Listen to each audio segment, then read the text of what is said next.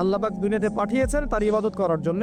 আর ইবাদত মানে শুধু নামাজ রোজা হজ জাকাতি নয়, বরং আপনার পারিবারিক জীবন থেকে শুরু করে অর্থনৈতিক জীবন, ব্যবসা বাণিজ্য এবং পলিটিক্যাল লাইফ সবকিছু ইবাদত ইনশাআল্লাহ, যদি আপনি নবীর তরিকা মতো করতে পারেন।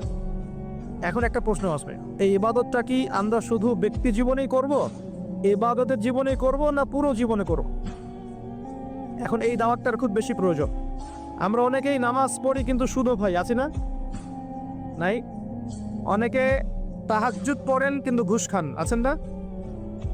অনেকে মাশাআল্লাহ দান সদকা করেন, ভালো কাজও করেন, আবার বেপরদায় চলেন, এমনটা আছে না? এখানে বুঝতে হবে যে ইবাদত মানে শুধুমাত্র নামাজ রোজা হজ জাকাতি নয়, বরং ইবাদত মানে আপনার জীবনের প্রতিটা ক্ষেত্র ইবাদত ইনশাআল্লাহ।